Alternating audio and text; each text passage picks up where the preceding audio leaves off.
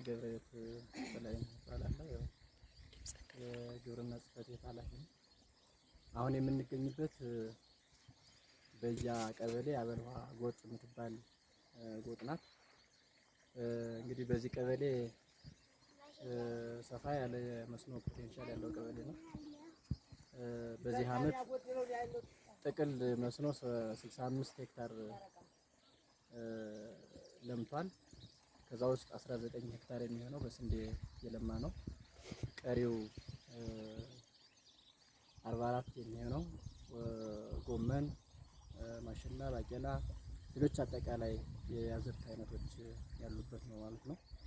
እንግዲህ ጥቅል እንደወረዳ በዚህ ዓመት ወደ 391 ሄክታር በመጀመሪያ ዙር እና 104 ሄክታር ደግሞ በሁለተኛ ዙር መስኖ መልማት ችሏል ማለት ነው።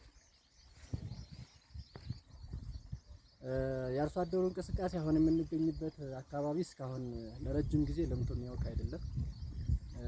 ከ2016 በኋላ ይሄ ሰፊ ማሳ መልማት ያለበት ስለሆነ ከአርሶ አደሮች ጋር ውይይት አደረግን። መጀመሪያ ብዙ ሬዚስታንስ ነበረው ለምቶ የሚያውቅ ካለመሆኑ ጋር በተገናኘና በሰፊው ደግሞ የውሃ እጥረት የሚከሰትበት ስለሆነ ወደ መጀመሪያ አካባቢ ትንሽ ያስቸገር ነበር። አሁን ሰው እየለመደው እያወቀው በራሱ እያሰፋ የመጣበት ሁኔታ ነው ያለ።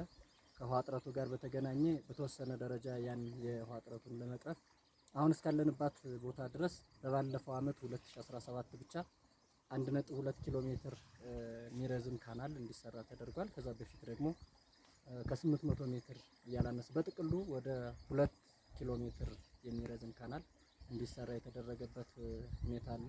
ይህም ሆኖ አሁንም ቢሆን እጥረቱ አለ። የውሃ እጥረቱ ነው ትንሽ እንትን የሚያደርገው እንጂ ከዛ ባሻገር ሁሉም አርሶ አደር ፈቃደኛ ሆኖ ገብቶት እየሰራ ያለ መሆኑን ለማንሳት እንፈልጋለን። በየቦታው ጣልቃ የገቡ ከስንዴ መሀል ባቄላ እናያለን እንዳላችሁት፣ ሌሎች ሰብሎችን እናያለን፣ በማሽላ እናያለን።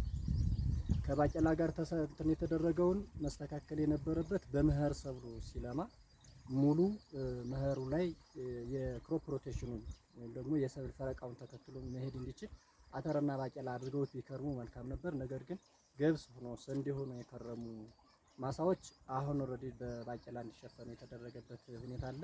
ስለዚህ አርሶ አደሩ ከዚህ በኋላ ላለው የክላስተር ራሱን የቻለ ትርጉም ራሱን የቻለ ሳይንስ ስላለው በመኸሩም ወጥ የሆነ ሰብል በተለይ በጥራጥሬ የሚደረግበትን ወደ በጋው ወደ መስኖ ስንመጣ ደግሞ በስንዴ ሊሸፈን የሚደረግበትን ሚንስ አሁኑ ጀምሮ ከዚህ በኋላ የሚደረግበትን ነገር መውሰድ እንዲቻል ነው መልዕክት ማስተላለፍ አለው።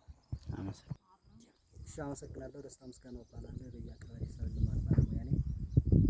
አሁን ያለነው ያው በያ ቀበሌ አበልዋ የሚባል የመስኖ ቦታ ላይ ነው ያለን። ይህ አካባቢ በተለያየ ጊዜ በመንግስት ልዩ ትኩረት እና ኢኒሼቲቭ ስንዴ ክላስተር እንዲሁም በተደጋጋሚ የተሰራበት ነው። በአጠቃላይ በዚህ የስንዴ ክላስተር ወደ 19 ሄክታር የሚሆን በስንዴ የተለማ ነው። ከዛ ውጭ የሆኑት በተለያዩ የሰብል አይነቶች እየለማ ያለ አካባቢ የቀበሌ ባለሙያ ሁኔታ ያው እንግዲህ ልዩ ትኩረት ከመንግስት የተሰጠውን ተልዕኮ ተቀብለው ልዩ ድጋፍ ሲያደርጉ የነበሩና ሲሰሩት የነበረ በትኩረት ሲሰራ የነበረ ነው። አርሶ አደሩም የመንግስትን ተልዕኮ ተቀብሎ በተቻለ መጠን የመንቀሳቀስ ሁኔታ አለ። ግን የውሃ እጥረት አካባቢ ላይ ችግር ስለነበረ እሱን ለማስተካከል መንግስት እንዲሰራ ጥያቄ ያቀርባሉ። ከዛ ባለፈ ያው አርሶ አደሩ አሁን ሰርቶ ለመብላት ሰርቶ ለማትረፍ እንቅስቃሴ ላይ ነው ያለው። በነገራችን ላይ አሁን ካናል አላሰራም የሚል ሰው ሞኝ ነው። ምክንያቱም መንግስት ብዙ ወጪ አውጥቶ ቢረት ባለሙያ ገዝቶ እዚያ አምጥቶ ላፍስላችሁ ሲል አልቀበልም ማለት ሞኝነት ነው። ከዛ ባለፈ ይህንን ተረድተው ካናል እንዲያውም አጋዥ ነው በገንዘብም በእውቀትም በሀሳብም ደግፎ ቢያሰሩ መልካም ነው።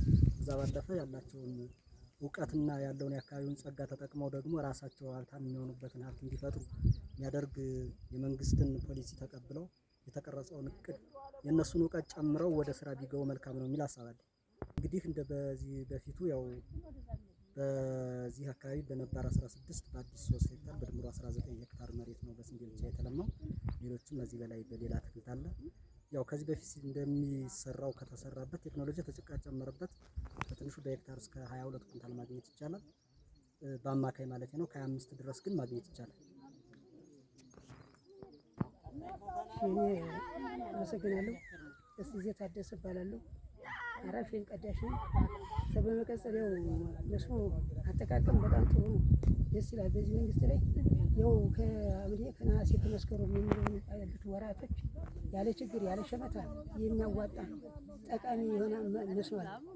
በዚህ የተጠቀመ እንኖራለን። እዛም በመቀጠል እኔ እኮ 3 መሬቶች ቢኖሪ ምን ባይበዙ አነስተኛ ቢሆንም ሁለቱን ስንዴ ተዘሩትን ባቄላ የተዘራውን ስንዴ እያደረኩ እስካሁን ድረስ ያው ከመጣ መንግስት ከለገሰው ጀምሮ ያው የምጠቀም ያው እኔ ነኝ። ያው ጥሩ ነው ስለመስኖ ማለት ነው።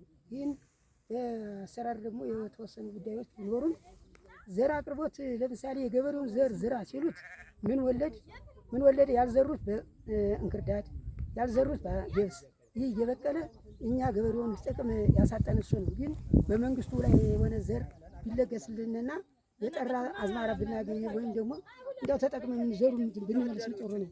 ግን የዚህ የቤታችን እንክርዳድ ተዘነቀ እየተዘራ ከዚህ ላይ ጥቅሙ ላይ ትንሽ እየቀነሰብን ነው ያለ።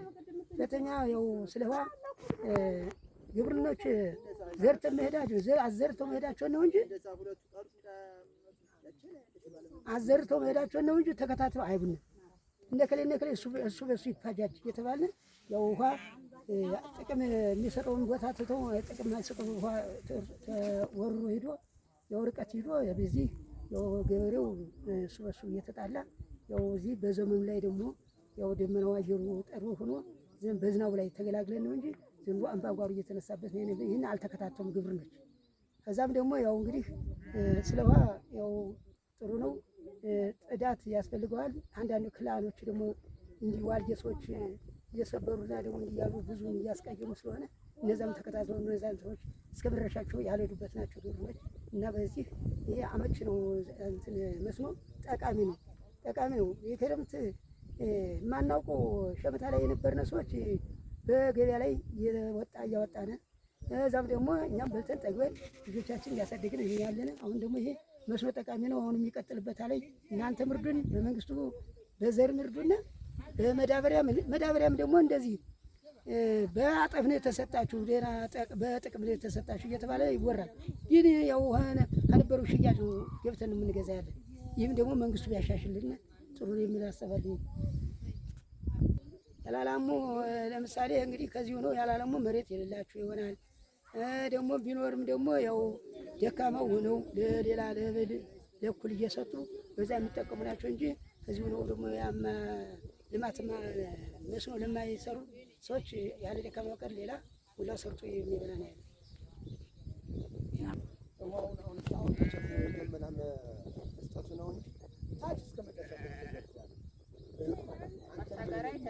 ይህንን ቢከስር ከከሰር አብሮ ይክሰር ዳን አብሮ ዳን ነው እንጂ ራሱ የአረፍ ይጠቀሙ አልተባለም። ያን ደግሞ ብንናገር እነሱ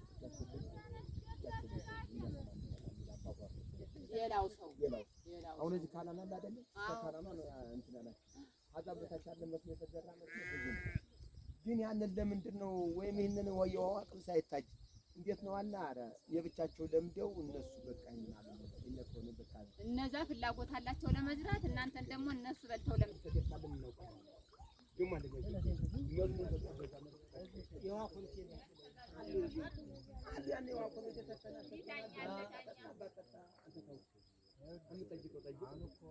ሁለት ችግር አለ ባለሙያዎች መጥተው ሲጀመር ኮሚቴ የተቋቋመው ኮሚቴው በመሬት እያየ እንትን እንዲያደርግ ነው። ከዛ ውጭ እናንተ መሰረታዊ ችግር ግን እንዲህ ያላችሁ እኛ ከጀምሮ ሁለተኛ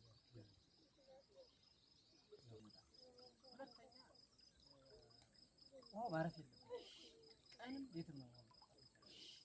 አሁን እናንተ በዛት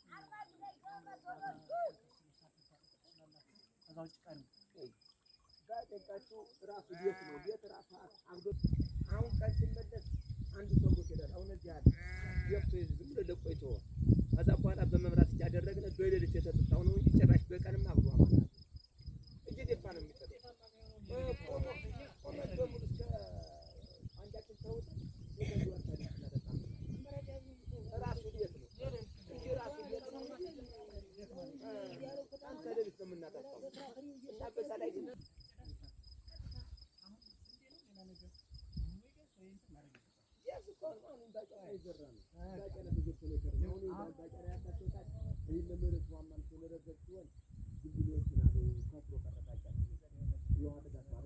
ማለት ነው።